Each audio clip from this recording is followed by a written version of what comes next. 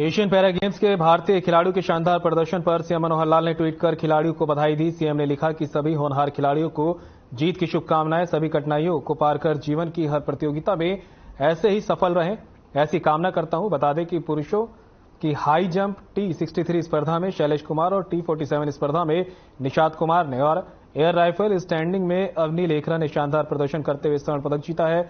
तो वहीं पुरुष क्लब थ्रो F51 स्पर्धा में प्रणव सूरमा ने स्वर्ण, हरियाणा के एथलीट धर्मवीर नैन ने रजत और अमित सरोहा ने कांस्य पदकों को भारत की झोली में डाला। पुरुषों की ऊंची कूद स्पर्धा में हरियाणा के लाल रामपाल चाहर ने सिल्वर और शॉटपुट स्पर्धा में मोनू घनघस ने ब्रॉन्ज मेडल जीतकर प्रदेश को गौरवान्वित किया है।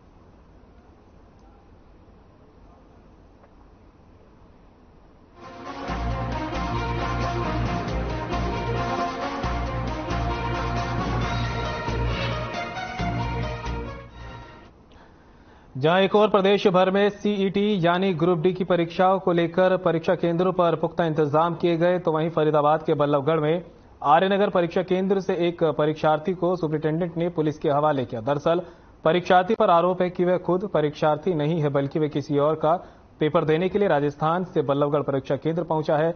इसके बाद सुप्रिंटेंडेंट ने चेकिंग के दौरान आरोपी परीक्षार्थी को पुलिस के हवाले कर दिया है।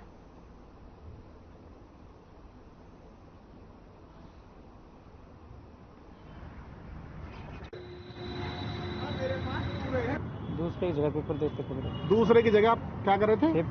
पेपर दे रहे थे। किसकी जगह दे रहे थे? तनिष कुमार। तनिष कहाँ का रहने वाला है? रेवाड़ी का। कितना रुपए में बात? 7,000 रुपये। 7,000 रुपये में पेपर देने के लिए आए थे ग्रुप डी का। ये सीईटी का एग्जाम जो कल 21 तारीख और आज 22 तारीख 2 शिफ्ट में होना तय था।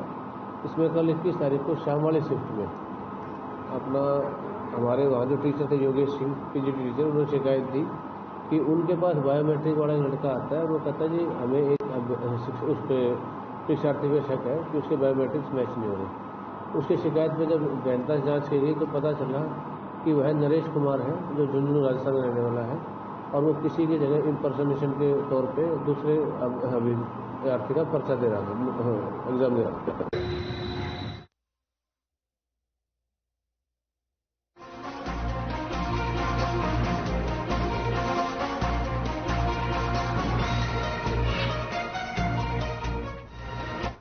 देश में दशहरे को लेकर जोर शोर से तैयारी है। फरीदाबाद में भी दशहरे पर दहन करने के लिए रावण तैयार किया गया है।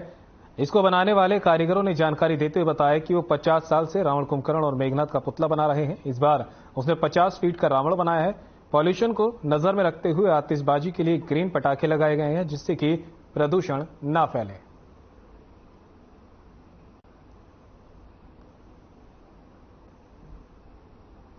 एक महीना लगता है इसमें। एक महीना लगता है और बम पटाखे सभी लगते हैं और वो उस हिसाब से लगाएंगे जो क्या कोई प्रदूषण ना फैले। अच्छा, अब कितनी लंबाई है बात करें? 50 फुट। कितने पुतले बना रहे हैं? 3 फुट। वो 3 पुतले। 3 पुतले? 3 पुतले बनाए हैं। कब से काम कर रहे हो ये पुतले बनाने के? 1 महीने से। 1 महीने? हाँ, 1 महीने से इन तीनों? 1 महीने से इन तीनों में लग गया।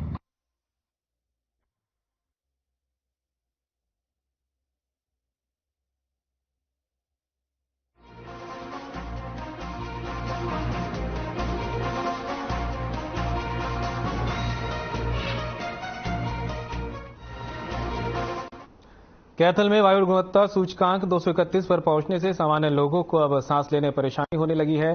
शाम के समय लोगों की आंखों में जलन होने लगी है और ऐसे में समय पर सावधानी न बरती जाए तो एलर्जी की समस्या हो सकती है और आंखों में खुजली होने के साथ साथ आंखों में पानी आने लगता है, आंखें लाल होने लगती है और चारों ओर धूल ही धूल दिखाई देती है।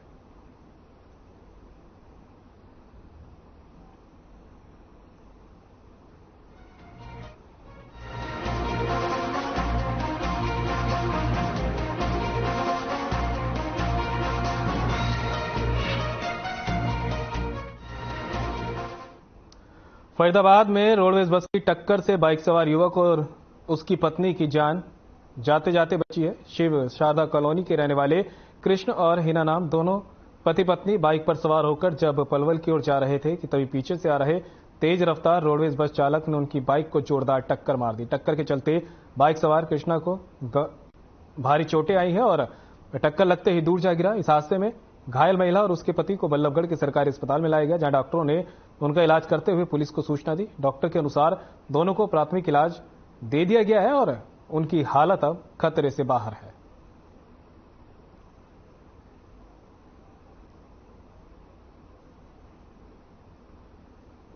पेशेंट हिना और कृष्णा आए थे हमारे पास और उनका हिना हॉस्पिटल के पास में ही हाईवे पे एक्सीडेंट हो गया था उनका।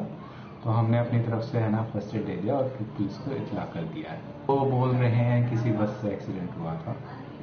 तो हालत कैसी बनी हुई है दोनों की? और हालात वैसे तो दोनों ठीक है, किसी तरह की कोई गंभीर चोट नहीं आई है। दोनों के हाथ कोई हड्डी वगैरह की किसी की कोई प्रॉब्लम नहीं है, फर्स्ट एड दे दिया गया। हम बाइक से आ रहे थे, रोडवेज वाले ने एकदम पीछे से मारी है। तो आगे से मतलब हम आगे चल रहे थे, उसने पीछे से एकदम मारी है। घर वाली टायर के नीचे थी, मैं आगे जाके पड़ा था, मोटरसाइकिल से रिपट घिसता हुआ। टक्कर मारी है उसने? हाँ, टक्कर मारी है बुरी तरह। और फिर पता है दो रुक के फिर वो कह रहा है तेरे को चलानी नहीं आती है फलाना ठिकाना में, तो पीछे से मार के नूर के मदद नहीं की? नहीं, मदद नहीं की। घर पब्लिक खड़ी हो गए, वो घर वाली टायर के नीचे से निकाली है, उसकी खाल ये चढ़ा दी थी, मतलब इतनी सी रह गई है वो। कहाँ की घटना है ये? अस्पताल मोड़ के कोने की, बल्लभगढ़ सिविल अस्पताल के सामने की। हाँ, हाईवे की। हाईवे की। से आपको खबर बता रहे हैं जहां पर बाइक को रोडवेज ने टक्कर मार दिया। बताया जा रहा है कि हादसे में पति और पत्नी जो बाइक पर जा रहे थे गंभीर रूप से घायल हुए हैं। तो वहीं दूसरी तरफ पति का यह भी कहना है कि एक तो रोडवेज वाले ने टक्कर मारी और फिर उसकी गलती वो लोग बताने लगे।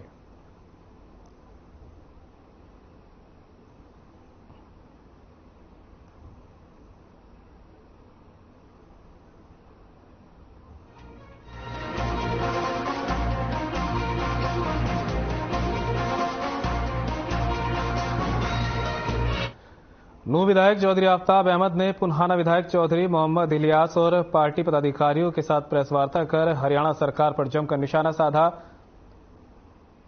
उन्होंने कहा कि सरकार से जनता परेशान है, वो बस दूसरों पर आरोप प्रत्यारोप लगाते हैं। पहले सीएम जब मेवात आते थे तो आने से पहले सड़कें दुरुस्त हो जाया करती थी, पर अब ऐसा नहीं है।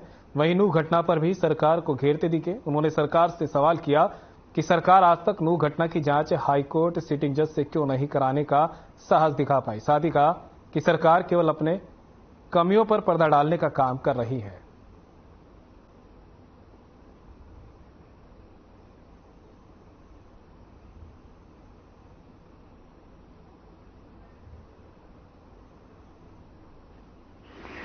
हिंदुस्तान के बहुत ही स्वतंत्रता संग्राम के आंदोलन के बहुत प्रमुख स्वतंत्रता सेनानी शहीद अशफाकुल्लाह खान को आज उनकी यौम पैदाइश पे खिराज अकीदत पेश करते हैं और आज़ादी के लिए सर्वोच्च बलिदान, उत्कृष्ट योगदान और उनकी क्रांतिकारी व्यक्तित्व ने जो देश में उस वक्त माहौल बनाया था, उसमें उनका हमेशा ये देश ऋणी रहेगा और उसे हमेशा हम याद करेंगे। साथियों, आप मीडिया के मार्फत से मैं आज प्रदेश के माननीय मुख्यमंत्री मनोहर लाल जी 2 दिन के नूह के प्रवास पे रहे थे।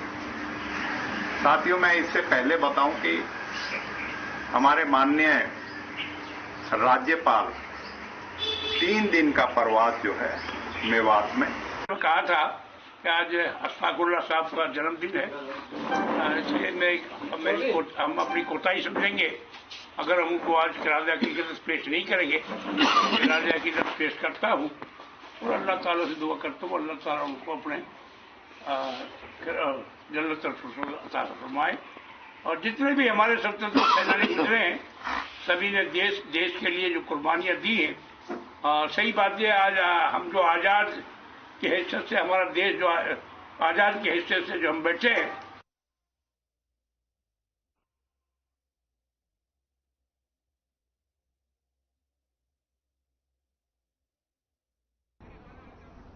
तो नूह से आपको एक और बता रहे हैं जहां पर विधायक चौधरी आफ्ताब अहमद ने पुन्हाना विधायक चौधरी मोहम्मद इलियास और पार्टी पदाधिकारियों के साथ प्रेस वार्ता की है और इस दौरान वो हरियाणा सरकार पर भी निशाना साधते नजर आए। आफ्ताब अहमद ने कहा कि सीएम आए तो जरूर थे, लेकिन नूह आने का उनको कोई फायदा नहीं हुआ। उन्होंने कहा कि पहले जब सीएम आते थे तो सड़कों को दुरुस्त भी कर दिया जाता था।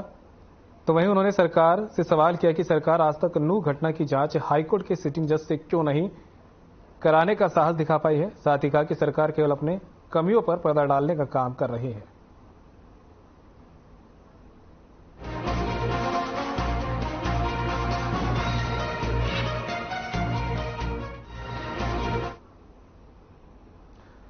अंबाला में सीईटी का पेपर कड़ी निगरानी के बीच करवाने वाले अंबाला प्रशासन के दावे पर उस वक्त पानी फिरता दिखाई दिया जब आशीष नाम के शख्स ने सुनील की जगह पर पेपर देकर बाहर आया। हायर अथॉरिटी की तरफ से सूचना मिलने के बाद प्रशासन होश में आया और आशीष को गिरफ्तार किया गया। आशीष पीडब्ल्यूडी में क्लर्क है। अपने दोस्त के कहने पर उसका पेपर देने के लिए शहर के एनसीसी स्कूल पहुंचा था। बायोमेट्रिक मैच न होने की वजह से इस मामले का खुलासा हुआ है और पुलिस ने आशीष को गिरफ्तार कर लिया, जबकि सुनील अभी भी फरार है। ज्यादा जानकारी देते हुए पंजोखरा के जांच अधिकारी ने बताया कि इस मामले में आगे कार्रवाई की जा रही है।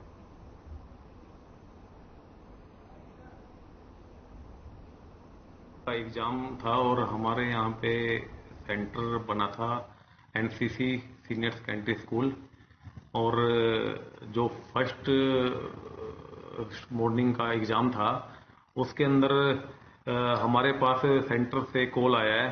जो सेंटर सीनियर सुपरवाइजर थे अपने संजय कुमार जी, उन्होंने एक कंप्लेंट दी जिसके अंदर आशीष सन ऑफ अनूप, ये नरवाना के रहने वाले हैं। ये लड़का जो वहाँ सेंटर में सुप्रिटेंडेंट द्वारा पकड़ा गया था, ये सुनील कुमार के स्थान पर पेपर दे रहा था।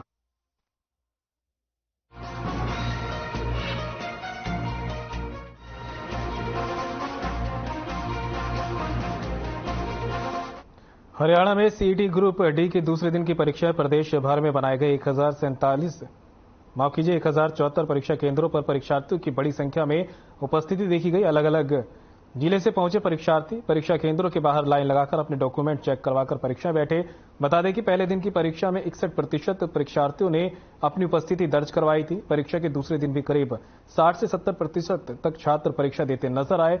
परीक्षा में किसी प्रकार की कोई गड़बड़ी ना हो, इसके लिए परीक्षा केंद्रों पर बड़ी संख्या में पुलिस बल भी तैनात रहा। दूसरे के स्थान पर परीक्षा देने वाले परीक्षार्थियों को पकड़ने के लिए आर्टिफिशियल इंटेलिजेंस का प्रयोग भी प्रशासन ने किया।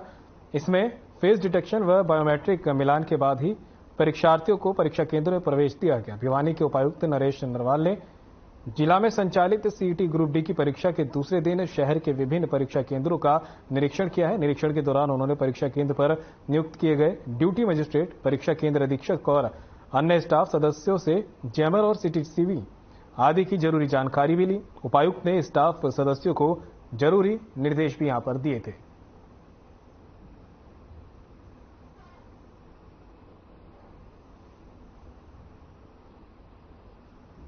और आज मेरा ग्रुप डी का पेपर था, मेरा पेपर बहुत अच्छा हुआ। कितना परेशानी बिटाने जाने में या अगर शहर में आपका सेंटर होता है? नहीं, कोई दिक्कत नहीं। पेपर कैसा था? पेपर इजी आया, पेपर अच्छा हुआ। कैसा पेपर था? जो पेपर सारा कुछ पढ़ा, मतलब पढ़ाई में से जो बुक थी ना उसमें से आया। पहले ही दिक्कत आती थी, अलग पेपर आता था, अब की बार कैसा पेपर आया? अब की बार अच्छा है। आने जाने में कैसी सुविधा है? आने जाने में होम डिस्ट्रिक्ट देना चाहिए, होम भिवानी दे रखा था, रोहतक देना चाहिए।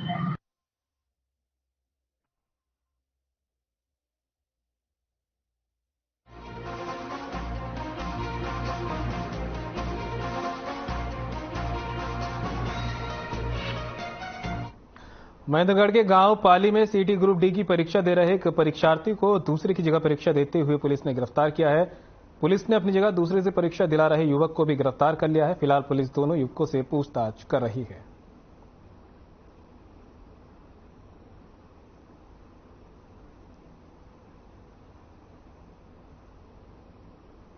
उसमें एक मोहन सनोब नरेश रादौर गांव का था, ये झज्जर में पड़ता है। उसकी जगह पर एक सुरेंद्र श्री कृष्ण, उसके पिताजी का नाम है, ये तालाब गांव का, ये भी झज्जर में पड़ता है, उसकी जगह पेपर दे रहा था। जब इनके थम्स लगाए ना, अंगूठे का निशान लिया, तब जो है ना इनका मिलान हुआ जब इनके हेडक्वार्टर में, उन्होंने बताया कि ये मोहन की जगह पे कोई और पेपर दे रहा है, इसलिए इसको पकड़ा और इसके लिए एफआईआर दर्ज कर ली गई है। एफआईआर दर्ज करने के बाद में जो नियमानुसार कार्रवाई है वो कार्रवाई करेंगे।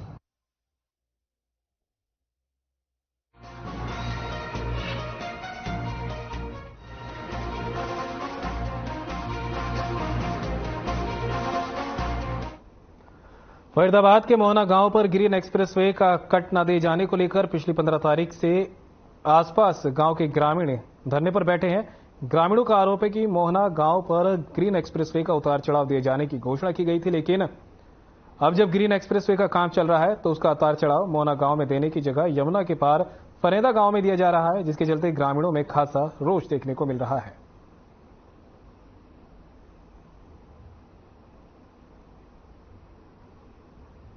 हमारी पूरी होगी और ये धरना अनिश्चितकालीन के लिए है। मंत्री जी को और सीएम साहब को हम ये आपत्ति होना चाहते हैं।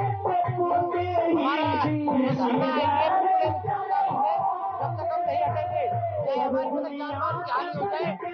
आपको पता होगा पिछले चैनलों पे भी चल रहा है कि मुख्यमंत्री मनोहर लाल खट्टर जी ने 3 मई 2022 में घोषणा करी थी कि ईस्टर्न पेरिफेरल वे जो मोहाना से होकर गुजर रहा है उसमें उतार चढ़ाव की सुविधा यहाँ पे दी जाएगी, जिससे इस क्षेत्र का विकास होगा। लोगों को, जो किसानों को जो धंधा छीन रहा है उसमें कोई इतना ज्यादा परिवर्तन नहीं आएगा।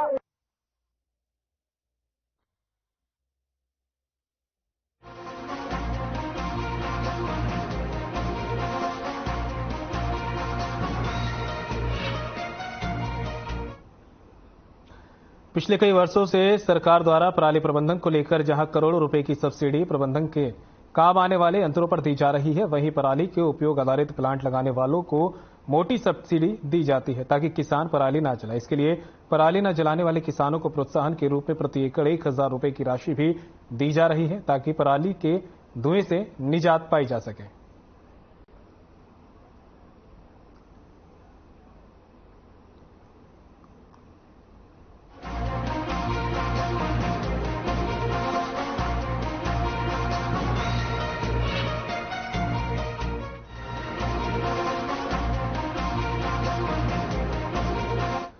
भवानीखेड़ा के बलियाली माइनर में करीब 45 वर्षीय व्यक्ति का शव मिलने से सनसनी फैल गई। पुलिस ने मौके पर पहुंचकर शव को अपने कब्जे में ले लिया और आसपास के क्षेत्र के लोगों से शव की शिनाख्त करवाने की कोशिश की। अभी तक शव की शिनाख्त नहीं हो सकी है। पुलिस ने शव को पोस्टमार्टम के लिए जिला अस्पताल भेज दिया है और जांच जारी है।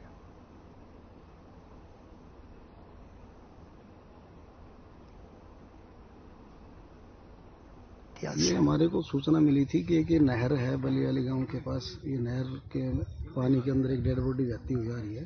तो सूचना मिलते ही हम तुरंत मौके पे पहुंचे। मौके पे पहुंच के आसपास के लोगों को बुलाया, उस डेड बॉडी को पानी से बाहर निकाल के और शिनाख्त के लिए लोगों को डेड बॉडी दिखाई, लेकिन अभी तक इसकी कोई शिनाख्त नहीं हुई है। जैसे ही शिनाख्त हो जाएगी।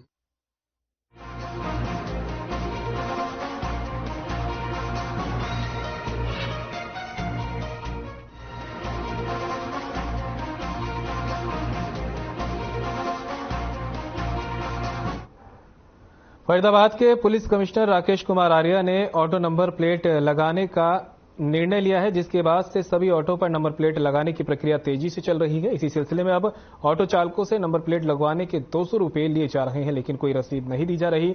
ऑटो चालकों का कहना है कि 200 रुपए लेकर हमें कच्ची रसीद दी जा रही है, जिसका कोई रिकॉर्ड भी नहीं है, और जो पैसा ऑटो चालकों से प्लेट के नाम पर लिया जा रहा है वह पैसा सीधा प्राइवेट वेंडर की जेब में जा रहा है, जिसका सरकार के पास कोई रिकॉर्ड नहीं है। डीसीपी ट्रैफिक अमित यशवर्धन का कहना है कि अब तक करीब 15,000 ऑटो ऐसे हैं जिन पर प्लेट लगाई जानी और एक प्लेट की कॉस्ट लगभग 200 बताई गई है। ऐसे में 30 लाख रुपए 15,000 ऑटो पर प्लेट लगाने में खर्च आएगा। इसी प्लेट का पैसा दिया जा रहा है, जिस पर जीएसटी नंबर नहीं है। आगे ध्यान रखा जाएगा कि जीएसटी नंबर हो।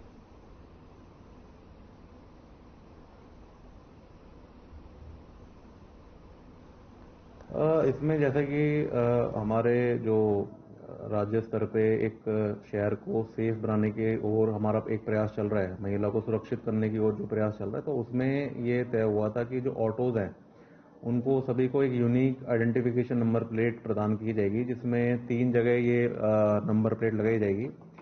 एक हमारे पीछे लगेगा, एक बीच में लगेगा जहाँ पे साइड मिरर होता है, और एक आगे की तरफ लगाएंगे जहाँ पे अपना फ्रंट की तरफ नंबर प्लेट होती है। तो इसमें जो हमारे अनुमान है वो करीब 15 से 16 हज़ार ऑटो फरीदाबाद में इस समय चल रहे हैं, जिसमें करीब हमने 14,000 यहाँ कहें तो 13,800-900 के आसपास डाटा तैयार करवा लिया है, जिसमें उनकी वेरिफिकेशन भी हो गई है। मेरा नाम जी जमशीद है। जमशीद, किसने लाइन में लग रहे हैं? बहुत लंबी लाइन लग रही है। ये जी सरकारी एक नेम प्लेट लग रही है ऑटो पर। अच्छा, इसके लिए लंबी लाइन लगी हुई है। अच्छा, जिनके डॉक्यूमेंट 3 दिन 4 दिन पहले से जमा कर रखे हैं, ऐसे लाइन में लगते हैं, अपने मनमर्जी का काम करते हैं। अच्छा, पैसे कितने रुपए ले रहे हैं? आज 4 दिन हो गए। कितने रुपए ले रहे हैं? देखो ये जो मेरे पास देखो फोन में एक रसीद है, मैंने अपने डॉक्यूमेंट जमा करे तो मेरे से 200 रुपये उसी वक्त ये रसीद काट के दे दी मेरे को। रसीद कच्ची है पक्की है? 1 मिनट में आपको अभी सब दिखा। 2 काट दी ना? देखो ये रसीद है, इसमें ना कोई सरकारी मोहर है, ना इसमें कोई GST नंबर है। ये स्टिकर प्लेट लगवाने के लिए। किस चीज़ में प्लेट लगवाओगे? ऑटो पे। कितने रुपए की पर्ची कट रही है? 200 रुपये। 200 रुपये लिए जा रहे हैं आपसे। पक्की स्लिप दे रहे हैं आपको? अभी तो कटवाए नहीं। पक्की स्लिप है? पक्की है कच्ची है? कच्ची स्लिप। कच्ची स्लिप है, तो मतलब कच्ची स्लिप लेकर 200 रुपये ले रहे हैं। अच्छा, तो सभी जगह पे ऐसे ही हो रहा होगा? हाँ जी। क्या आपका ऑटो का नंबर नहीं है? वैसे नंबर है वैसे ऑटो का? हाँ, नंबर प्लेट लगवाने के लिए। प्लेट लगवाने के लिए कितने रुपए ले रहे हैं? 200 रुपये। पर्ची दे रहे हैं कोई? वैसे दे रहे हैं। कच्ची पर्ची है। कच्ची पर्ची दे रहे हैं? 200 रुपये ले रहे हैं। किस लिए ले रहे हैं 200 रुपये? पता नहीं, प्लेट होगी। कौन सी प्लेट? जो स्टिकर जो लग रहा है जो है। अच्छा, 200 रुपये का लग रहा है स्टिकर? अच्छा, उसमें क्या क्या लिखा रहता है? पता नहीं जी तो। अच्छा, किस लिए लग रहे हैं? उस पता कुछ बारे में कुछ बता रहे कुछ? पुलिस वाले रोकते हैं। अच्छा, वो लग जाएंगे तो नहीं रोकेंगे? नंबर प्लेट लगा रहे हैं। Number plate? Traffic police. अच्छा, कितने रुपए ले रहे हैं? 200 रुपये। 200 रुपये। कोई रसीद वगैरह मिल रही है आपको? हाँ, रसीद दे रहे हैं। अच्छा, कच्ची है पक्की है? ये तो हम इतना पढ़ना है। कच्ची है। कच्ची है? कच्ची है तो 200 रुपये लेके कर रहे हैं।